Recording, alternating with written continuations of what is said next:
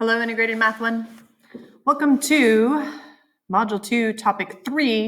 And we're still on Lesson 1. We're on the second half of the lesson. We're doing Day 2 today, all that good stuff. So last time we learned about systems of equations and how you could have two linear equations. And there were a couple of different ways that you could solve them. The ways we played with on last class, as we said, that if you graph them, you looked for that point of intersection, right? Wherever you graph those lines, wherever they intersected, that was where your solution was going to be. We also, though, realized that we could substitute them, right? If we made them both y equals, and then we could make them equal to each other, and then we could solve it and work our way through it. And it was a really cool way of solving systems of equations. But we're going to look at some different situations today. So we're still going to be dealing with systems of linear equations. You're still going to use some of these same techniques that we used last time with graphing them to see what happens, with solving them, substitution, all that good stuff to see what happens. But we're going to come up with some unusual situations today. So here's the deal. Marcus and Philip are in the robotics club. They are both saving money to buy materials to build a new robot. So Marcus opens a brand new bank account. He deposits $25 that he won at a robotics competition. He also plans on depositing $10 a week that he earns from tutoring. Philip decides he wants to save money as well, wise man. He already saved, he has already saved $40 from mowing lawns over the summer. Good job, Philip. And he plans to also save $10 a week from his allowance. So here's what I would like you to do. I would like you to start just by writing equations to represent the amount of money Marcus saves and the amount of money Philip saves. So write me two equations, one for Marcus, one for Philip, representing how much money they are saving. Go ahead and hit pause to write it down and then hit play when you're ready to check your work.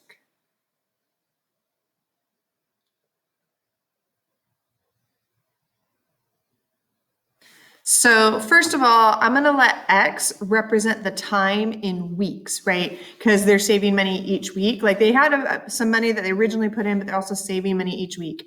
So I'm going to say that X is my time represented in weeks. So X is the number of weeks that have gone by. And Y then is going to represent the amount of money saved in dollars. So let's start off with Marcus. Well, we know that Marcus is saving $10 per week, so that's 10 times X, but he's starting off with $25 in the account, so then we're going to have to add 25 onto that. So Marcus's equation is Y equals 10X plus 25, that $10 per week, so 10 times the number of weeks, plus the 25 that he already had saved in the account. Philip then, well, let's see. Philip is also saving $10 per week. So 10 times X, 10 times our number of weeks. But we have to add on what he originally put in the account, which in Philip's case was 40. So Philip's equation looks like Y equals 10X plus 40, 10 times the number of weeks, plus the 40 he originally put in the account. So let's write this as a system of equations. We'll make a pretty little bracket here to put both of our equations in it. So we know that this is a system, that these guys are going to go together. You're probably already having some thoughts on this scenario, aren't you? You're already having some thoughts on this? Can you use your equations and make a prediction? So I'm not asking you to do any math work or graph anything just yet. We'll get there. But looking at our scenario, looking at the equations that you wrote down, can you predict when Marcus and Philip will have the same amount of money saved? Hit pause, jot down your thoughts, and then hit play when you're ready to keep the discussion going.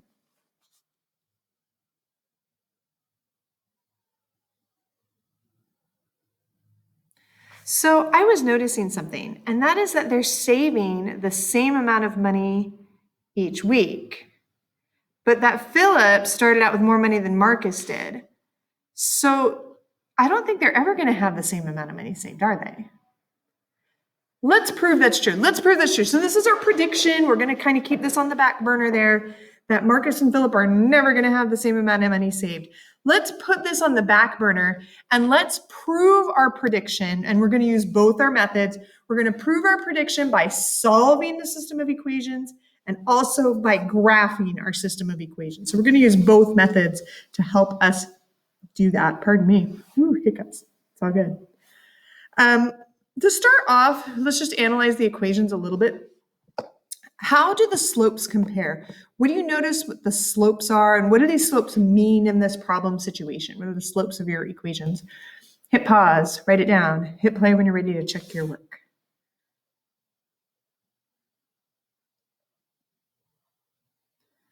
Well, because we had, hang on, I want my pen.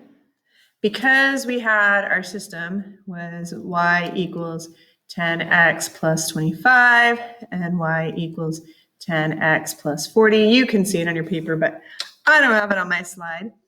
I notice that the slopes are the same, and they should be the same. They both have a slope of 10.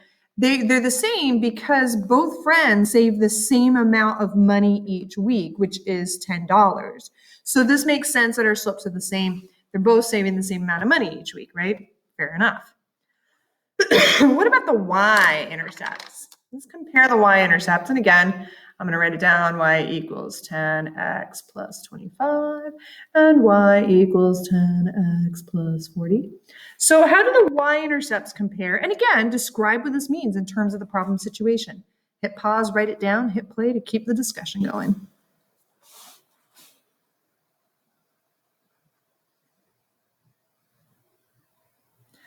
So it looks like Marcus's y-intercept is 25 and Philip's y-intercept is 40. So the y-intercept in Philip's equation is greater than the y-intercept in Marcus's equation. What does this mean in terms of our situation? This means that Philip started with more money than Marcus, right? Philip started out with more money than Marcus did. That's just how it goes sometimes. So what I would like you to do, now we're going to look at finding the solution of the system of equations algebraically and graphically. We already have a prediction, right? On question number 2, we said we don't think there is a solution. We don't think these are going to match up, but we're going to prove it. So start with part A. Use the substitution method to determine the intersection point. Remember how we did this?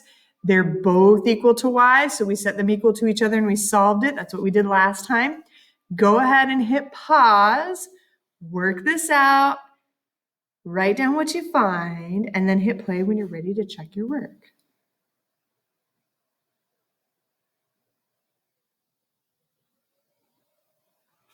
So we said, since these are both equal to y, they should be equal to each other, right? So fine. So 10x plus 25 should equal 10x plus 40. You know how this goes. I don't like having x's on both sides.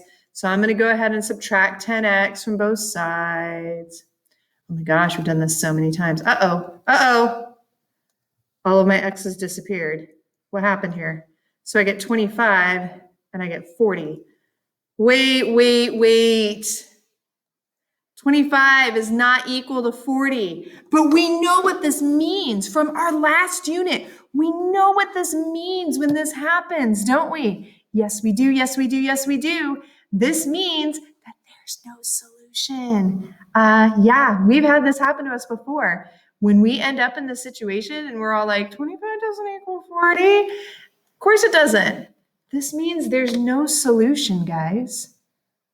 Well, the algebra tells us they're never going to have the same amount of money. All right. That's fine. That's fair. What does this mean? So we found that 25 does not equal 40. That's what we found. Does this make sense? What does this mean in terms of our situation? Go ahead and hit pause. Write it down. Hit play when you're ready to check your work.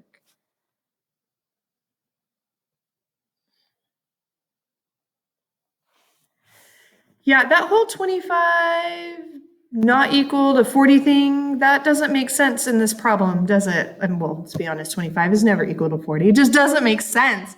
So that's why we say there's no solution here. That's what this means for us, sure enough. So what do you think? And again, we'll graph it in just a little bit, but looking at your equations and thinking back on some of our earlier units, and they're much earlier. We're not even talking the last unit. We're talking like before that, all right? But looking back at some of our earlier units, and maybe what you noticed about the slopes, that'll be a hint. Make a prediction. We're not graphing anything just yet. We will graph stuff. We're not graphing just yet. But can you predict what these graphs are going to look like? Go ahead and hit pause, and then hit play when you're ready to check your work.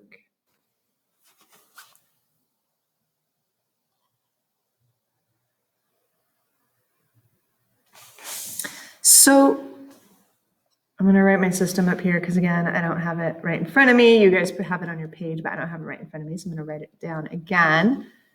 So here's my system. Remember how we said earlier that the slopes were the same? Do you guys remember? Do you remember back a couple units ago? We said that lines with the same slope are parallel, right? Do you remember that? The graph will be two parallel lines. They have the same slope. These bad boys are going to be parallel. So show me. I would like you to graph both of these lines on the coordinate plane. Go ahead and graph both of these equations. Look, I'll bring it up again. Oh, there it is. Graph each of these on the coordinate plane. Go ahead and hit pause, make your graphs, and then hit play when you're ready to check your work.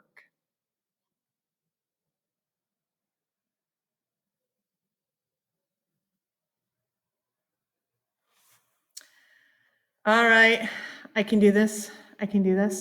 Graph both equations in the coordinate plane. So let's start with this one. So I know my y-intercept is 25. So it's going to hit my y-axis right there.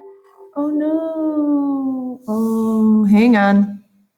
This is what happens when Miss Scott hits the wrong button. See, but I brought it back. It's okay. Nobody panic. We're okay. So 10x plus 25. I want my pen. So my y-intercept is 25, so I'll make a little dot there. My slope is 10, so that means I'm going to go up 10 over 1. Please notice that the 1 is over here, so up 10 over 1. And of course, you're going to want to use some kind of straight edge to connect the dots. Boom, there we go. That's much better. Now let's graph the other equation. My y-intercept is 40, so that's right here. So there's my y-intercept. My slope is 10, so I'm going to go up 10 over 1. Ooh, my dot's not so good. And again, even though my dot doesn't, it's a terrible dot. My dot doesn't want to play nice, pretend like it does. Again, grab a straight edge, connect the dots. Again, not my best dot, it's all good. Hey guys, looking at this graph, describe the relationship between the graphs. What do you notice here? Hit pause, write it down, hit play when you're ready to check your work.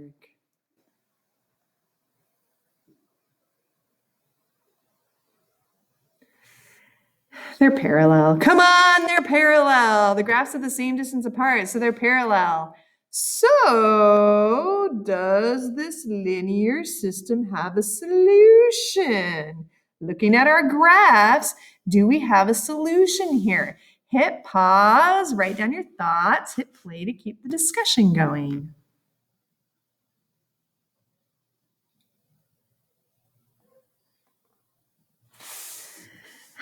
These graphs are never going to intersect. The lines are parallel. They're never going to intersect. And we said that the solution is where they intersect. This is a problem. So does this linear system have a solution? No, the graphs will never intersect because they're parallel. So there is no solution. Wow. So remember our prediction back on question number 2 when we were like, Marcus and Philip are never going to have the same amount of money. Was our prediction correct? And how did we know that algebraically, and how did we know that graphically? Go ahead and hit pause, jot down your notes there, and then hit play when you're ready to keep the discussion going.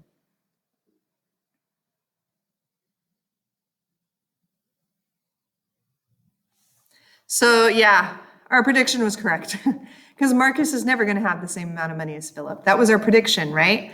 Algebraically, we discovered that because we were like 25 doesn't equal 40. So when we used that substitution method, set them equal to each other, worked it out, we got 25 equal to 40, we were like, that's no solution. But we also proved it graphically because we had two parallel lines. They're never going to intersect. So that also proved to us that there's no solution here. So Marcus and Philip will never have the same amount of money. Must be rough. Now, Tanya is also in the robotics club and has heard about Marcus and Philip's savings plans. She wants to be able to buy her new materials before Philip. So she opens her own bank account. She is able to deposit $40 in her account that she has saved from her job as a waitress. And each week, she also deposits $4 from her tips. So we're going to use equations and graphs to figure out when Tanya and Philip have saved the same amount of money. So first of all, just like we did with Marcus and Philip, notice Philip's information hasn't changed. I would like you to write a linear system to represent the total amount of money Tanya and Philip have saved after a certain amount of time. Just like last time, only now we're throwing Tanya into the mix. Sorry, Marcus, you got replaced. Go ahead and hit pause, write up your system of equations, and then hit play when you're ready to check your work.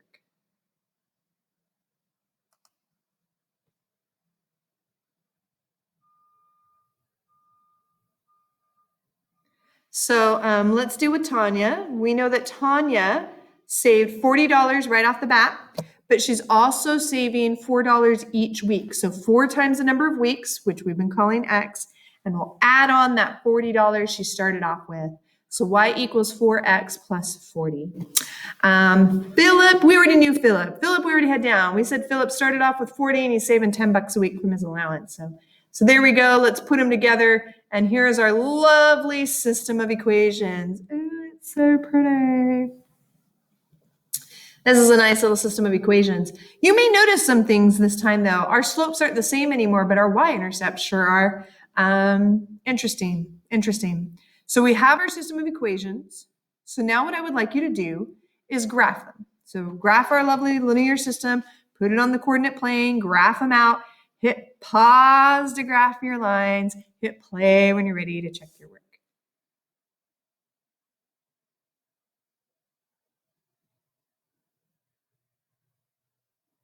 So we'll start off with Tanya. Tanya, she started with $40, so there's my y-intercept is 40. Ooh, sorry.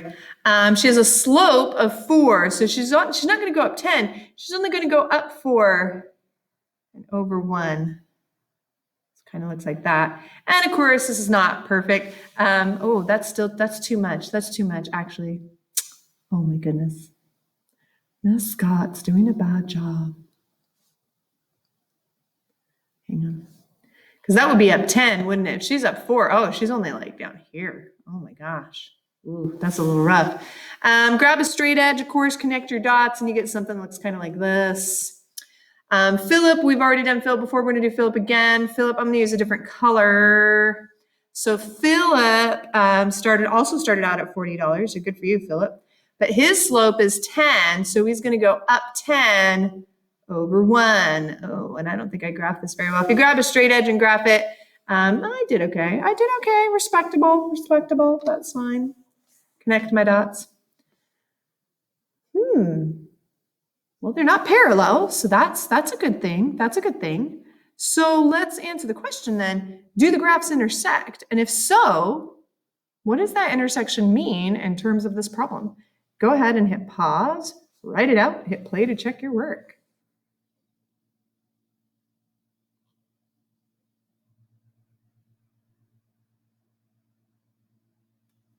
The graphs do intersect, don't they? They intersected at the y-intercepts, didn't they? The graphs intersected at 0, 40, right, on that y-axis. So what does this mean? Well, it means they both started out with the same amount. They both started out with $40. Situation has changed, though, so we're going to change up the situation a little bit. Philip Philip and Tanya went on a shopping spree this weekend. Yes, they did. And spent all their savings except for $40 each. So Philip went nuts, spent all of his money except for $40. Tanya went nuts, spent all of her money except for $40. Philip is still saving $10 a week from his allowance, but Tanya's gotten wise now, and she's like, I need to save a little more. So Tanya now deposits her tips twice a week. So on Tuesday, she deposits $4, and on Saturdays, she deposits $6. This is going to change things a little bit, right? So Philip claims he is still saving more money each week than Tanya. Do you think Philip's claim is true? Why or why not? Hit pause, write it down, hit play when you're ready to check your work.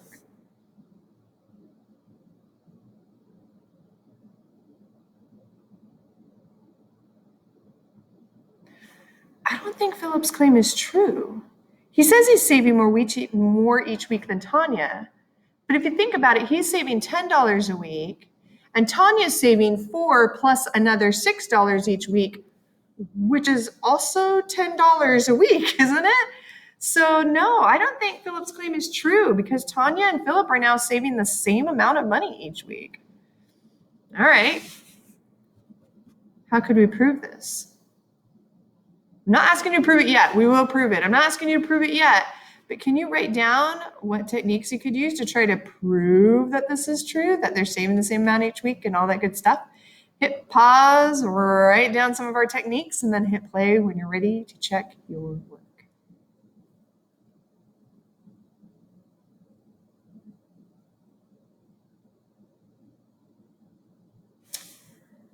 So how can we prove this, people? Well, we can prove it by writing a new system of linear equations, and we could prove it algebraically, right?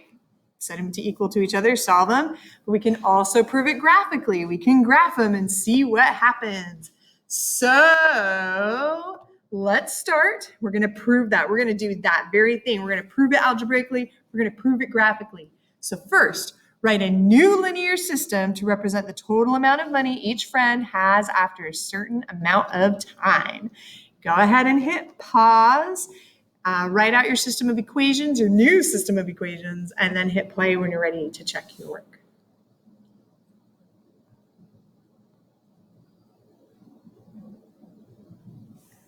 So let's start with Tanya. She went on her shopping spree and only saved $40. She only kept 40. But now she's adding $4 plus another $6 each week into from her tips into her savings account. And of course, we know that 4 plus 6 is 10. So now she's actually saving $10 a week plus the 40 that she didn't spend on her shopping spree. Philip, not much has changed for Philip. He still has $40 from his shop left over after his shopping spree, and he's still only saving $10 a week. So this is Philip. And so here's our system of equations. You may already notice something here. Whoa.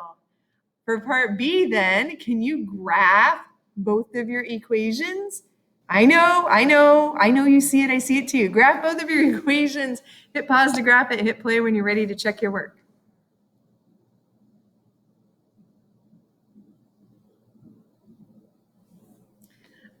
So again, you know how this works. 40 is my y-intercept. Actually, I'm going to grab the red pen for this. 40 is my y-intercept. My slope is 10, so I'm going to go up 10 over 1. Isn't it pretty? And use a straight edge to connect your dots. Hooray.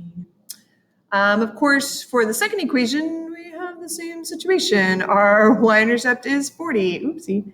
Our y-intercept is 40. Our slope is 10. So we're going to go up 10 over 1. And we'll use a straight edge to connect the dots. Wait a minute. You see it? You see it. What's the relationship between these two graphs? And what does that mean in terms of the problem situation? Go ahead and hit pause, write down what you notice, and then hit play when you're ready to check your work.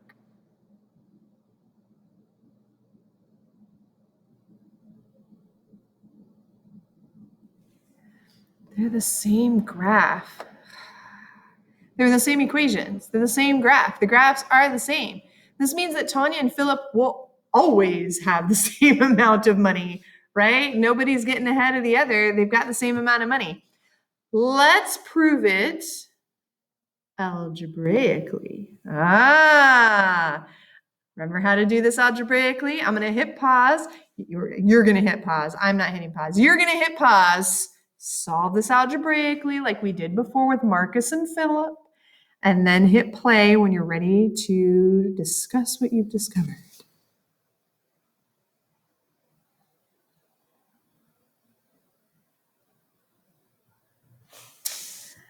So here are my equations. And we said they're both equal to y, so they should be equal to each other.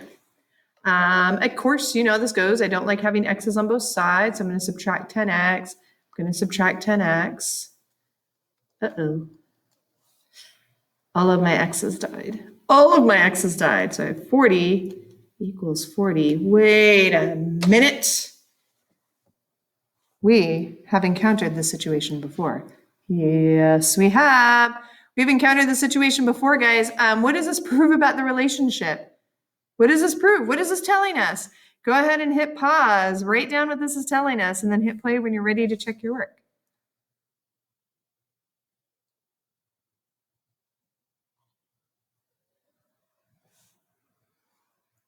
Do you remember what this means? When you get something like 40 equals 40, of course 40 equals 40. 40 always equals 40. That's never untrue. Remember, this means there's an infinite number of solutions. We encountered this in the last unit. There is an infinite number of solutions. The graphs are the same, right? You can pick any week. They're going to have the same amount of money no matter what. So all the weeks are when they're going to have the same amount of money. It's an infinite number of solutions. So guys, was Philip's claim true that he's still saving more money than Tanya? No. Philip is not saving more money than Tanya. Philip is now saving the same amount of money as Tanya. Philip's in the robotics club. I feel like he should be better at his math than that. But whatever. Let's go ahead and move on to our talk the talk. So we've been solving linear systems of equations. Now, of course, in the previous unit, we were solving just any equation in one variable. How does this compare? Write down your thoughts on this, and then hit play when you're ready to continue the discussion.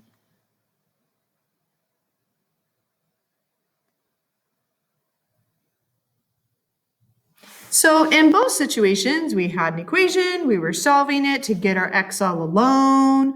So in both cases, we had to isolate a variable using our algebraic properties of equality. We were graphing them, which is a little different than last time, but you get the idea. Of course, for a system of equations, often we'd have to do an extra step to figure out what that second variable is, what that y is. We'll get more into that as we go. But of course, for both an equation in one variable and also a system of linear equations in two variables, there can be one solution, no solutions, or infinitely many solutions, just like we encountered last unit. It's happening to us again. So along those lines, with that whole one solution, no solution, infinite solutions, we actually, in a system of equations, we have a word for that. So a system of equations can have one unique solution, no solution, or it can have infinite solutions. So here's the deal. Systems that have one or many solutions are called consistent systems. All right. So if you get an answer and you're like, it is that number right there. Hey, that's one solution. It's consistent. If you're like, oh, it has 40 equals 40. It has an infinite number of solutions. It's still a consistent system. So a consistent system has to give us a solution of some kind, whether it's one solution or a whole bunch of solutions. That's going to make it a consistent system. But systems with no solution are called inconsistent systems. So if you get no solution at all, if you're like 25 doesn't equal 40, then that's going to be no solution, which means it's going to be an inconsistent system. So if you get even one solution or many solutions, it'll be consistent. If you get no solutions at all, it's an inconsistent system. So let's kind of try to put it all together in our lovely table here. So descriptions of y-intercepts. So we noticed that we had, so I'm going to actually, I think what I'm going to do is I'm going to write down all of our systems of equations. So with Marcus and Philip, we had y equals, what was it, 4x. That's not correct. I'm going to write it down right. With Marcus and Philip, we had y equals 10x plus 25, and we also had y equals 10x plus 40. I know my pen is always doing weird stuff. Hang on, I will erase it. I will fix it. Don't panic. When we did Marcus and Tanya the first time, we had y equals 4x plus, what was that? 4x plus 40? Yeah. And then we had y equals 10x plus 40. And then, of course, we also had y equals 10x plus 40. And we also had y equals 10x plus 40. And if you recall, I'm just going to make some notes here. If you recall, Marcus and Philip, we had no solution. Tanya and Philip, the first time, we did have one solution, right? They started off with the same amount of money. And then, of course, Tanya and Philip, the second time around, once Tanya figured out she got to save a little more, they had infinite solutions. So I'm making some notes here, bringing it all together today. So notice here, description of y-intercepts. Y-intercepts can be the same or different. So here I have, oh, those are different. Those are the same. Those are the same. Y-intercepts are the same. We have that here. We have that here. When your y-intercepts are the same, you are going to have a consistent system, okay? If your y-intercepts are different, then you're running a bigger risk of having an inconsistent system. So here we go. Y-intercepts can be the same or different. Hang on, I got my button. That can happen with one solution. Right here we had the same y-intercepts, but if you recall from when we were working on the problem last time, they had different y-intercepts. So one solution problems can have the same y-intercepts or different ones. Infinite solution problems have to have the same y-intercept. All right, and we said one solution and infinite solutions goes with our consistent systems. Inconsistent systems, those are our no solution guys. Our no solution guys have to have different y-intercepts, all right? So our inconsistent systems definitely have to have different y-intercepts. Description of the graph, well, if we have one solution, the lines have to intersect, right? If we have one solution, they got to hit somewhere, they got to meet up somewhere. If they were infinite solutions, the lines were exactly the same, right? Like one right on top of the other. If they were inconsistent systems, that's when we get those parallel lines, all right? All right, now that we've got our table sorted out, I think we're ready to go just a touch further. Why are the x coordinates and y coordinates of the points, why are those where the graph of the system intersect? Why are those our solutions? Why is that what we're looking for our solutions? This is kind of a deep question. So hit pause and give it some thought, and then hit play when you're ready to check your work.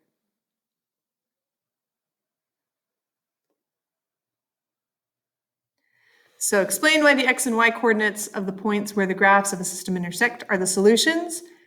That's because those x values and y values of that point of intersection of the two graphs, that's the one point, or many points, that make both equations true. Remember how we started off last time? We said any point on this line will be true for this equation. It would make that equation true. So when we're looking for a solution, we're looking for that intersection point, because that's the point that's true for both equations. All right, guys, as always, I hope you found this helpful and I hope you found this useful. If you got questions or concerns, ask me, talk to me. I'll be around during office hours, and of course, you can always ask me during class as well. I'll see you soon. Bye.